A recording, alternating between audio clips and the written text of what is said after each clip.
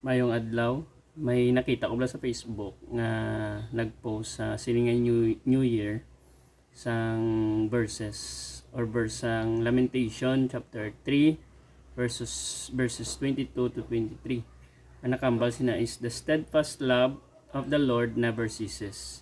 His mercies never come to an end. They are new every morning. Great is your faithfulness." Ang mga nakasulat diri sa Bible. Amo nang iya nga gin-post nga verse. Tina-curious ko kung nga ginambal niya na sa New Year. Kag sa ako niya pagtan-aw, gin-tan-aw ko na ang chapter 3. Kung tanaw mo da ang previous verse na is verse 21. Nakambal diri is, "But this I call to mind, and therefore I have hope." So nga may hope siya. Kag nga nagambal sa nga therefore I have hope. Magambal ka nga therefore kuan mo conclusion. Ti may hope siya kuno, may pag-asa. Ti nga nambal ni sang writer or author nga may hope siya. Kag ang hope niya amuning the steadfast love of the Lord never ceases. His mercies never come to an end. Actually ginakanta ni no. Pila ko ni mabatian nga kanta, ginakanta ko man ni. Kag tuod man gina ang Ginoo is grabe ang faithfulness niya sa aton. Pero wala ko kabalo kung nga amuning nambal niya sang author. Kag gintukib ko ni ginbasa ko ang bilog nga Lamentations. Kag dira ko na intindihan, kag nag-research man ko sang regarding ni sa book. Ang nagsulat ni isang book is si Prophet Jeremiah. Amo na siya ang ginatawag man nga weeping prophet. Ti nagtingala ko nga a weeping prophet ang tawag sa iya. Ang gisulat ni Jeremiah is ang book of Jeremiah, at the same time ang Lamentation. Nga a weeping prophet. Plahibi amo na sa. Dira ko nakita nga na realize ko bala may mga rason nga agahibi ang tao.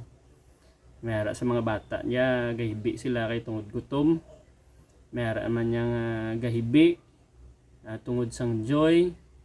Mayara naman niya gahibi tungod may namatyan, tungod may problema. Kumbaga may mga rason kita nga gahibi ang tao. So na-curious ko ang word nga lamentation do more on nga namatyan. Muna sa no, namatyan or gakasubo. Lament, no, from the word lament. Tigin tan-aw ko di ang bilogid nga chapter sang or book sang Lamentation. Ang natabo gali sang nga nasulat ni Prophet Jeremiah is kung basahon mo gid ang bilog nga pamalang book sang Lamentation. Si Jeremiah ginsulat niya na di kay nagakasubo siya sa kakatabo sa Jerusalem or sa Juda kay tungod sang mga sala nila nga ginaobra. At the same time ginakangkar man ni sila sang iban man nga lugar kaangay sang Babylon kag sa mga although may mga upod man sila sa mga upod man nga mga nasyon, pero arab lang kakatabo sa mga tao sang mga Israelites nga specifically no sa Jerusalem. Gakasubo sa kay tungod sa mga sinful ways nga ginaobra sa mga Hudiyo or mga Jew. Kag nakita ko man nga diri gali gakaakig ang Ginoo sa ila kay tungod sang ila bala mga sala. Kumbaga amo ni ang ginatawag nga consequence sa mga sala nga ginaobra sang Jerusalem. Damo sala ang mga taga Jerusalem kay gasimba man sila sa iban nga mga Diyos. Kapin pagapokus di sila sa muli nga tiyempo sa ngara si Jeremiah is sa god of fertility. Iba na ilang Diyos nga ginasimba.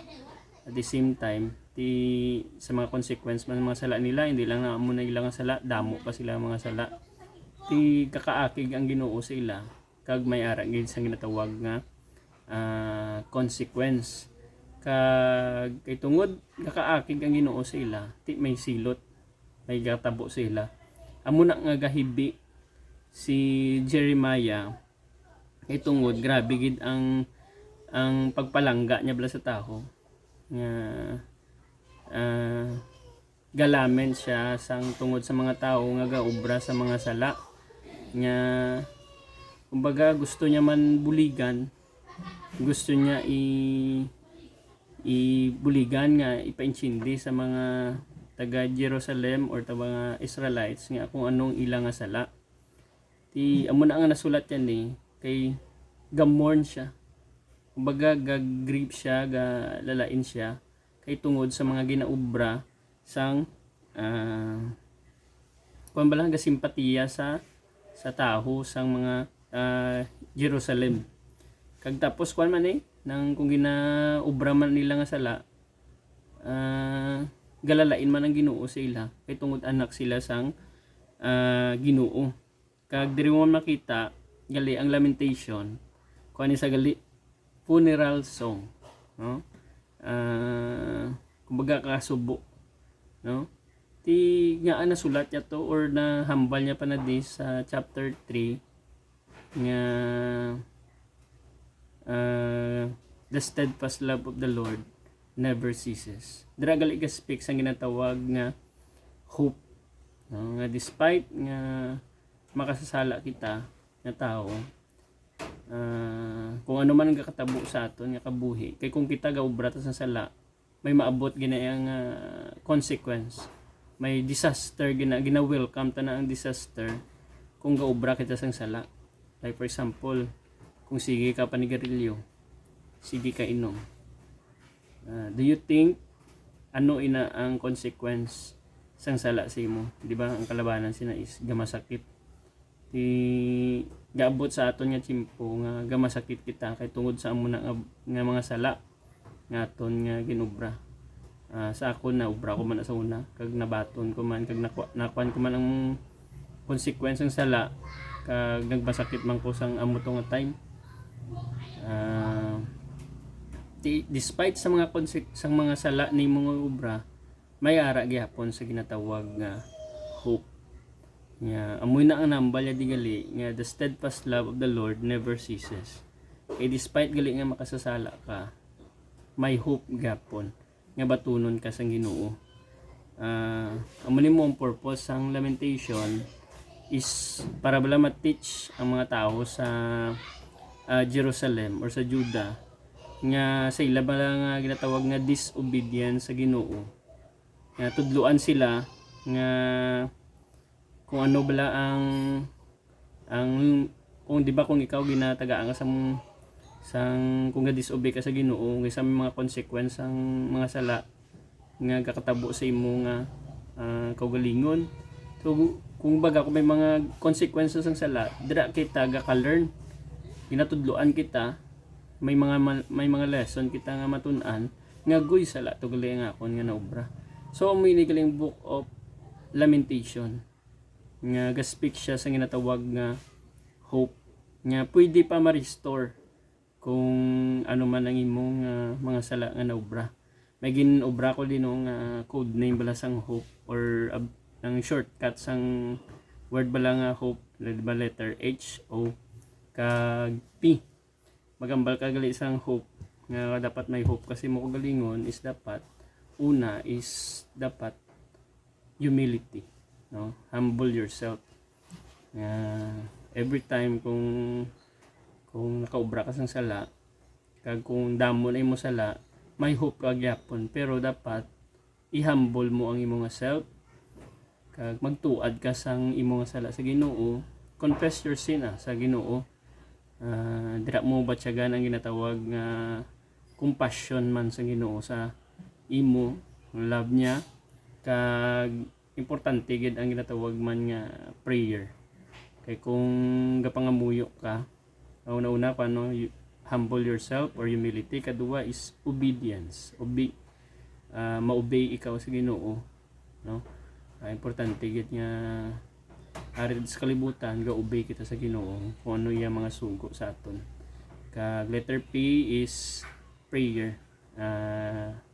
Persistent nga prayer, consistent nga prayer.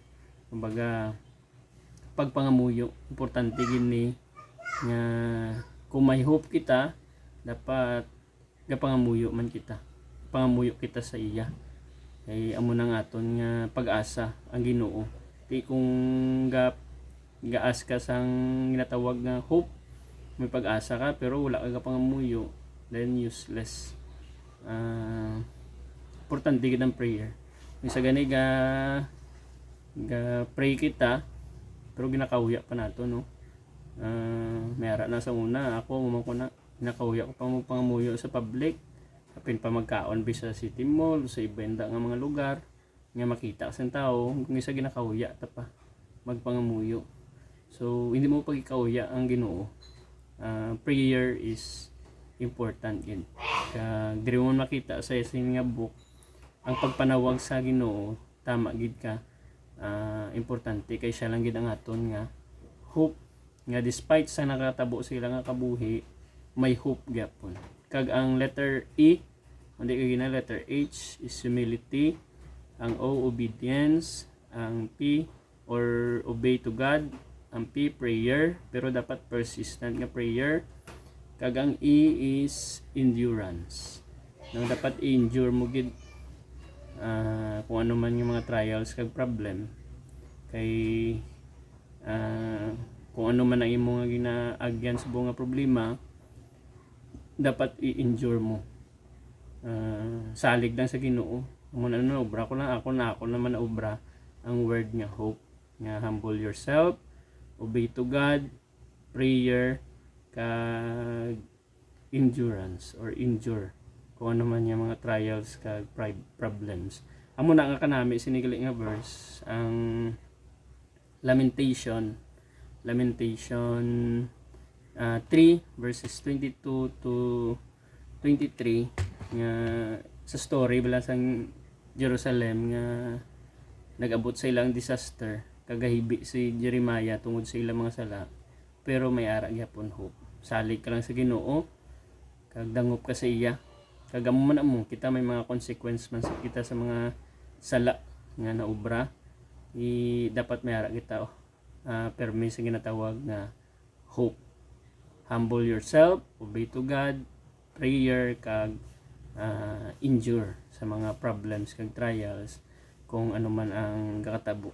Gali no, ang ginsulat niya gali, ang ginbutang niya gali sa nga post sa Facebook nga Lamentation 3 verses 22 to 23, kay ang iya hope ara lang gid sa Ginoo, ara lang gid sa kay Kristo.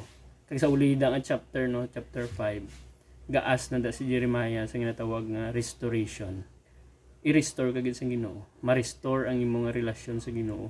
I hope no madumduman nyo ang word nga hope, humility or humble yourself, obey to God, prayer, kag endure or endurance sa mga trials and problem. Thank you, ka God bless. Happy New Year.